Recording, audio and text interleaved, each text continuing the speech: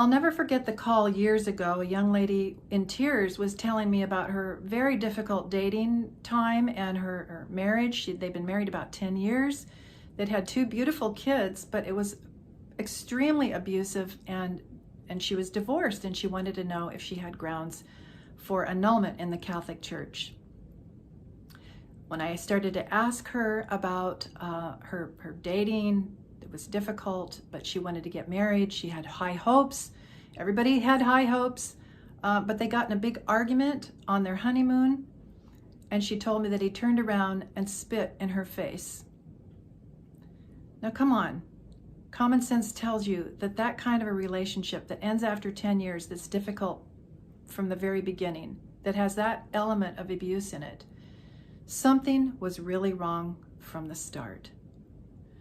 I'm Rose Sweet, and I've been in Catholic Divorce Healing Ministry for close to 30 years.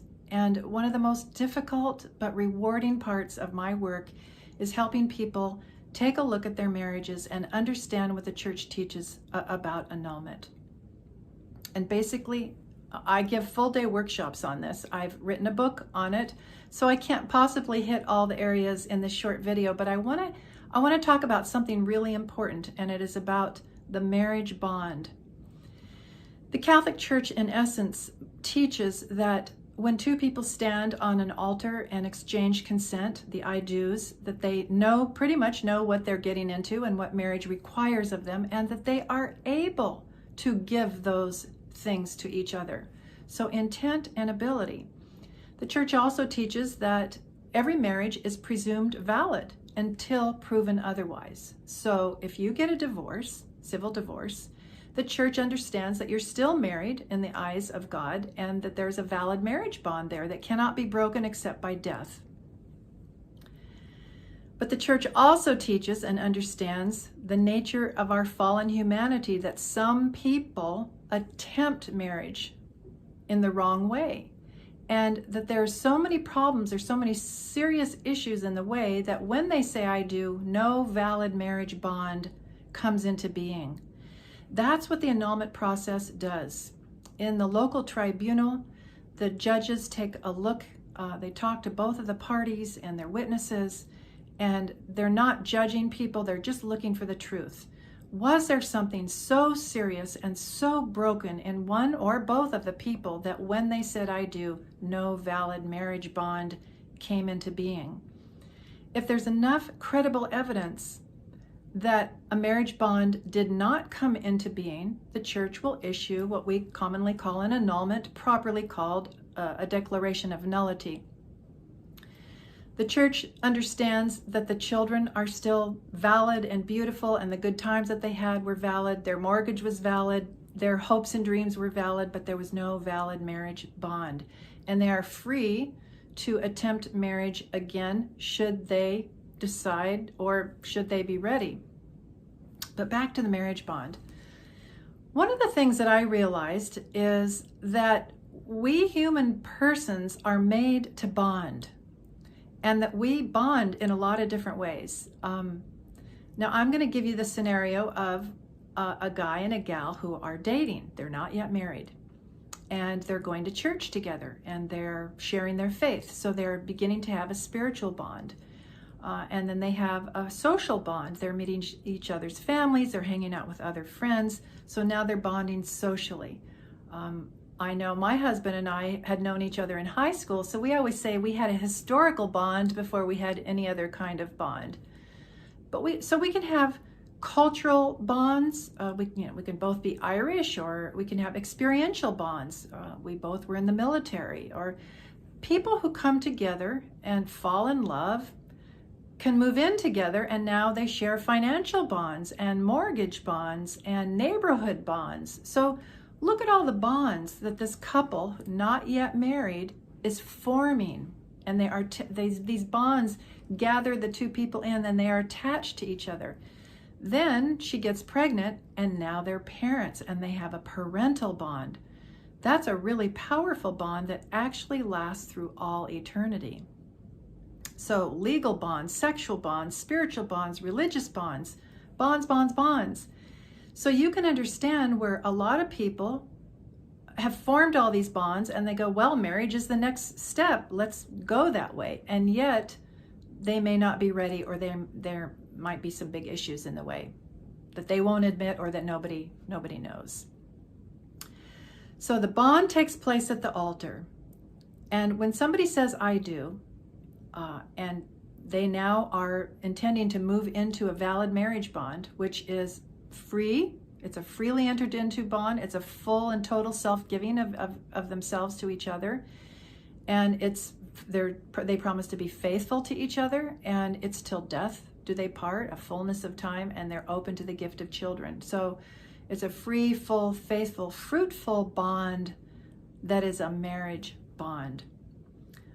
A lot of people I know who get married don't intend to have children. I know some people who have gotten married who didn't intend to be faithful. So without going into a lot of detail, a marriage bond is unique and set apart and is different than any of those other human bonds. That's what the church is looking at in the annulment process. Did a real marriage bond come into being? Another interesting thing to know about the marriage bond is it takes place right at the altar, at the moment of consent. And they're married. That's why if a husband and wife walk down the aisle and they've exchanged consent and they have a marriage bond, and now they get into the limousine to go to the reception, and God forbid they get in an accident, and he's in the hospital and he can never sexually perform again, they have not sexually consummated their marriage, but they're married. There's a valid marriage bond. This is something that we don't understand, and I learned in my ministry work, is that the bond takes place at consent and is strengthened in the marital act. Again, there's a lot more to this, but I get excited about this because the teachings of the church are so common sense and so beautiful to protect the dignity of marriage and the persons and the sacrament, that once we understand them, we could not go against them. I didn't understand for many years until I went through it myself, and then I spent decades helping people go through this process. Another thing to remember about the marriage bond is that every case is unique. We can't say, well, if this, and this is there, then they have a valid marriage bond.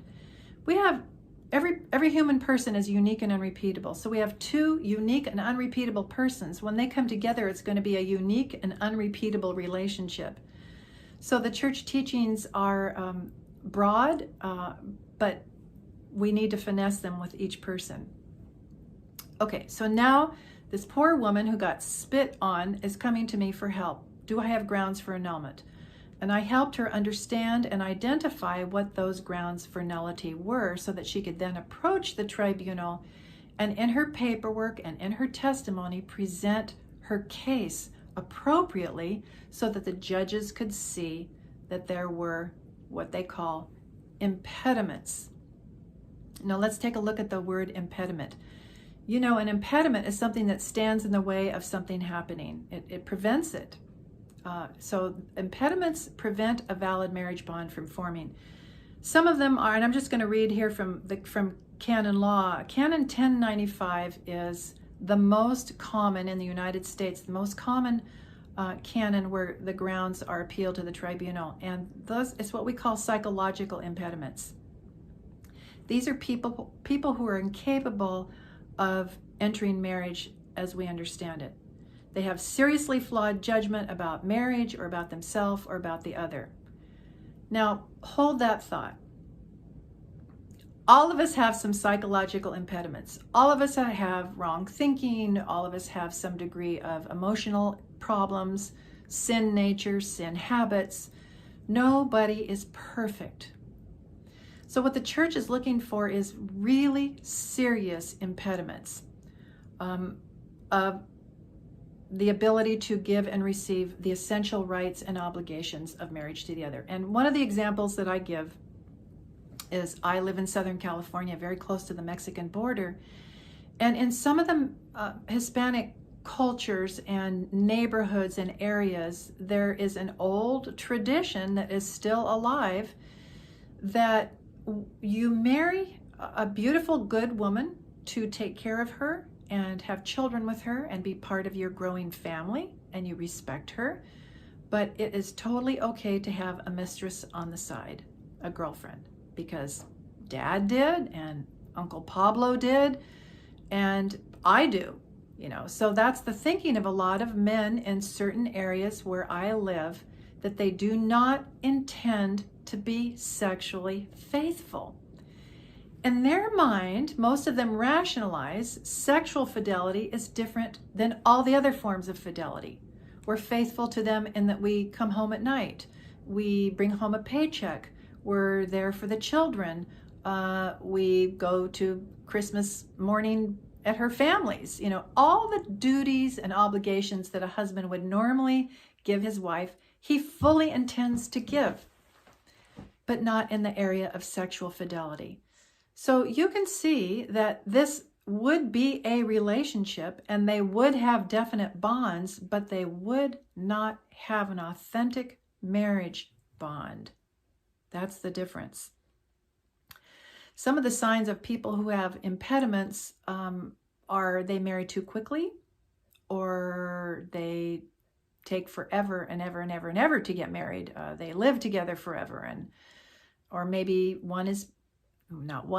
woman is pregnant, and maybe Dad does have a shotgun. So, we look around at the average marriages and we think, most people knew what they were doing and they might have problems, but they have a valid marriage bond, and that's true. But there are many in our culture today who have psychological impediments. Look what's happened to our culture. Pornography and sexual disorder is rampant. The way we see ourselves as men and women is so disordered in our culture. We have also raised extremely entitled children in the last few decades who enter marriage not with the intent to serve and give, but to be waited on hand and foot. We have people who are still deeply and emotionally attached to their parent. I run into this more often than not, where it could be a young man or a young woman who really the primary relationship is their parent. I know one woman told me that she called her mother every day for an hour on their honeymoon. And for the length of the 15-year marriage, she talked to her mother at least twice a day for an hour or so. She could not separate from mother. Mother was very controlling, and this woman really had never grown up. She was functioning as a little girl, even though she could have sex and pay a mortgage and have babies. There was much more to this particular relationship than just the over-attachment to the parent, but that was a primary symptom of an impediment. And this is the way we look at it. In a certain sense, she wasn't capable of marrying anybody else because she was already married to her mother. Not sexually, but there was a primacy of place in her heart. The number one person in her life that she owed all her fidelity to would not be her husband, it would be her mother. Again, this could be a symptom of other deeper issues that are considered together with the judges at the tribunal. Another ground that the church teaches is a simulation and partial simulation. And we've been touching on this a little bit, where people say, well, I'll give this much in a marriage, but I won't give that. Again, trying to set our own terms. One of the big red flags that I see in a lot of relationships is prenups, especially when there has been a prior marriage, or when they're married older, later in life, and they've amassed a lot of wealth or a moderate amount of wealth. So let's say I got married and I had my grandmother's lakeside cabin, and it was so precious to me, and it's been in the family forever. Now, I love my husband and I don't ever want to get a divorce, and I don't think we're going to get a divorce, but just in case we do, I want to protect that property. So I go to my lawyer before we get married and I say, I want to keep that property completely separate from my husband the entirety of our marriage. Well, what does that do? Is that a free and full and total giving of self to my husband? Or is it self-protecting. And I often say, it's a graphic image, but you put a condom on your wallet. You put a condom on your heart. You put an impediment or something that blocks the free and total gift of self that brings life. When there's an impediment, that life cannot get through. That life does not occur. One of the most important things for us to remember in this topic of annulment is that the church, the supreme role of the pastors and those who work in ministry, or those of us who love and care about people dealing with this, we should care about their souls. We shouldn't care too much about the things that we don't know about, but to be there for the person, to care for their souls, to look for the truth, to help them face the truth. And when we do that, we know we will be giving a gift that will give for a long time. If you or somebody you know has gone through this or is talking about this in other Catholic circles, please slow down and make sure that you can go to some good and reliable sources to find out what the church really teaches about marriage, divorce, and annulment. We have to heal the culture, but that begins with healing our own heart. And one of the best ways to do that, especially after a divorce, is to be open to the truth. Jesus said the truth will set us free. He didn't say the truth would be painless. And the truth is painful. I've had to face the truth so many times in my life about my past and even present. Every time I make an examination of conscience, getting ready to go to confession, I have to face the truth. I'm not as holy as I would like to be. I still have work to do. God still has work to do in me. That's how I will be healed. That's how my family will be healed. My marriage will be strengthened, and how my neighborhood, my culture, the church, the world will be healed. Let it begin with me. Let it begin today. If you need help on this topic, I'm Rose Sweet. I'm a Catholic life coach, divorce recovery coach, annulment consultant, and you can find more information on my website at rosesweet.com. Keeping you and all your loved ones in my prayers.